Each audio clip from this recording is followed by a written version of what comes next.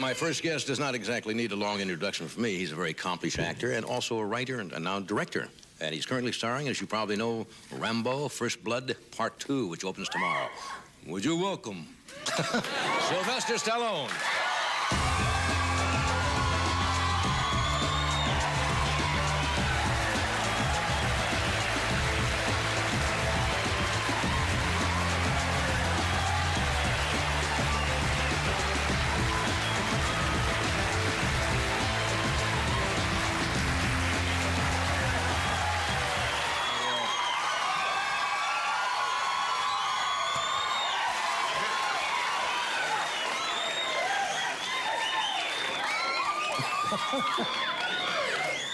I'd like to have a recording of You'd like to have a record that and carry it with you wherever you go? Thank you very much.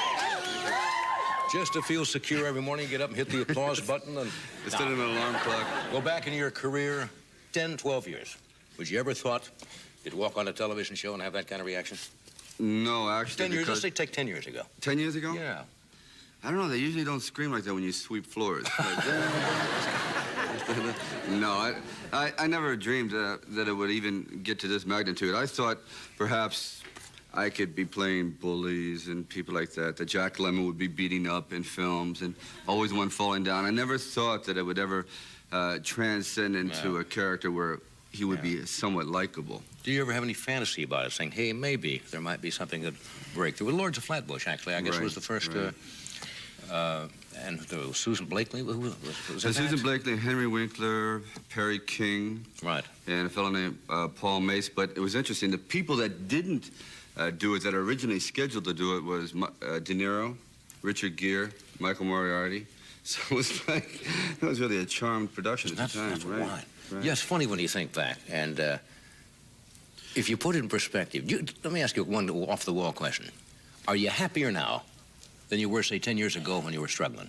It sounds like a dumb question. Most people would say, of course he is. He's got fame, he's got the money now. Therefore, you've got to be happier. That's a good question. You know, as you know, what success is double-edged. I mean, because what comes with it is a great sense of responsibility, and you have to try to keep up a certain level of performance. Before, when you're unknown and you're struggling, every day is an unknown X factor. You don't know where you're going. What I would do is I'd open the Yellow Pages, and there, in New York, there would be about 1,500 agents, and every day I would mark off 10.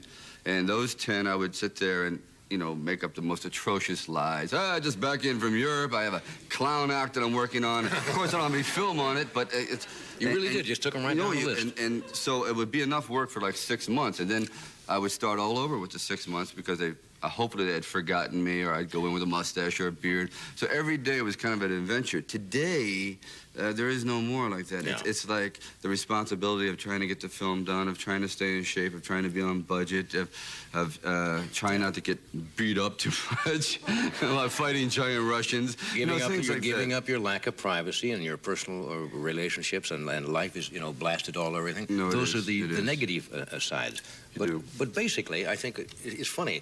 When I talk to most entertainers, some of the happiest times in their life is when they were back there struggling to get the recognition for some strange reason. Well, let's face it, I think the climb up the mountain is the most exciting because you don't know what lies ahead. Once you get supposedly to the top of your profession, the only place to go is down.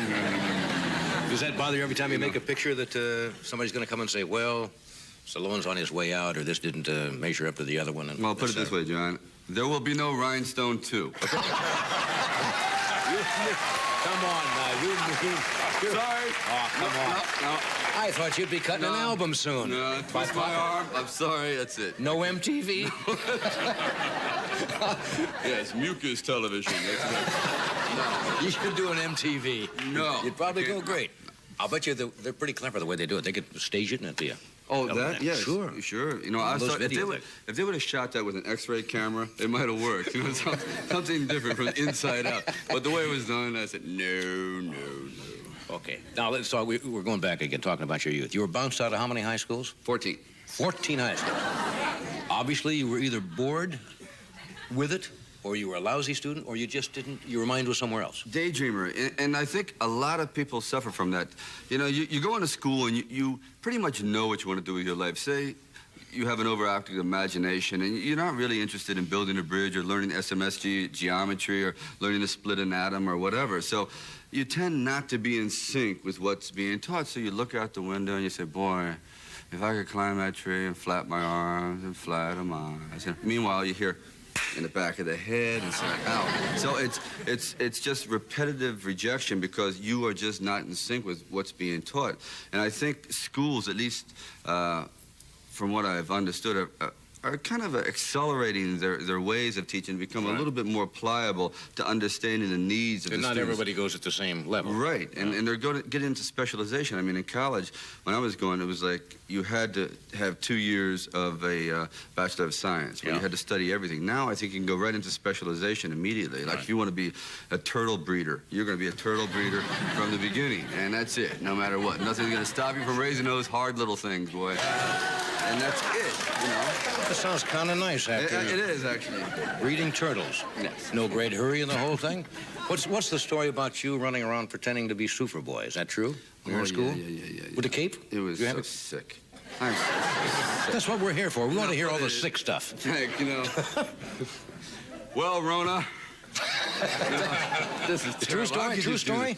Yeah, what it is my father's a beautician, so he had a lot of barber's capes around, and I was scrawny. I had my body was. You ever seen like a man comprised of pipe cleaners? Well, that was exact. That's what I didn't have a shadow. You know, we're talking thin, all right? So I was fascinated with two characters: the Steve Reeves Hercules character and Superman.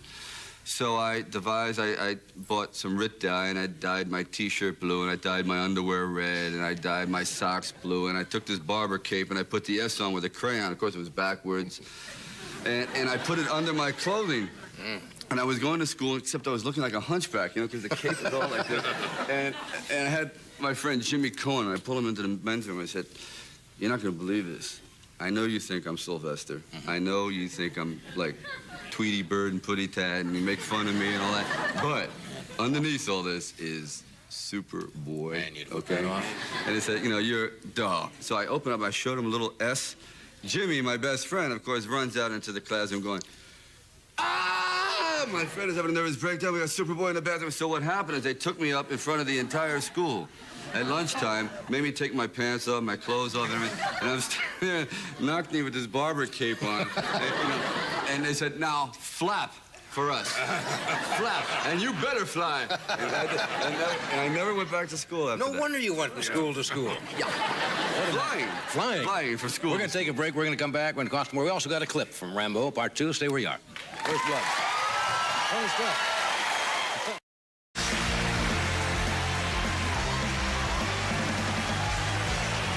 Thank you, Doc. We're talking with Sly Stallone.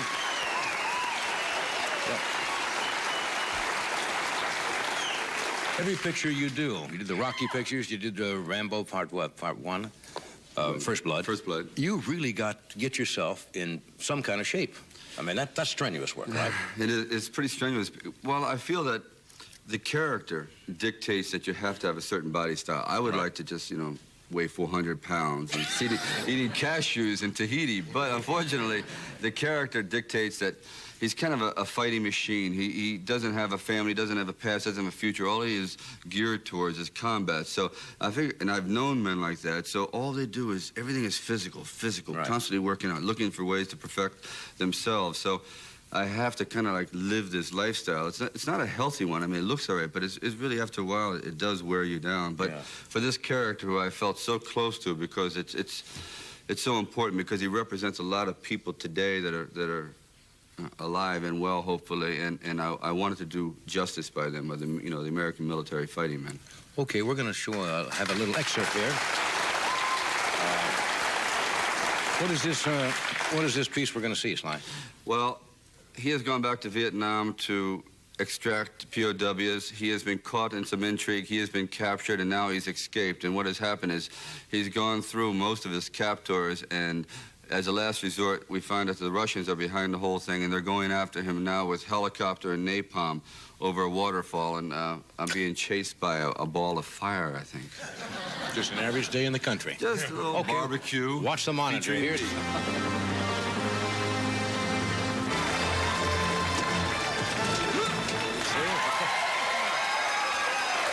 stunt? Nice action.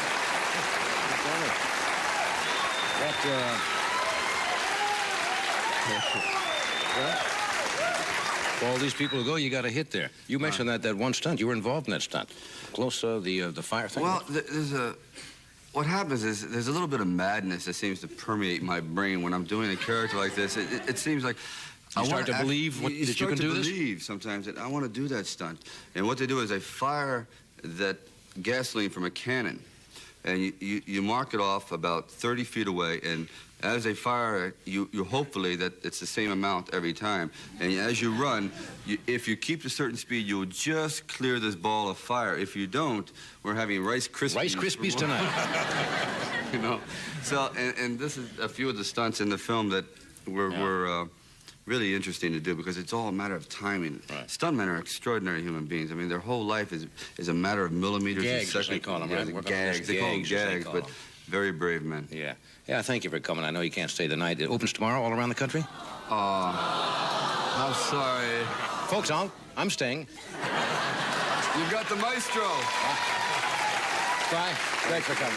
Thank you.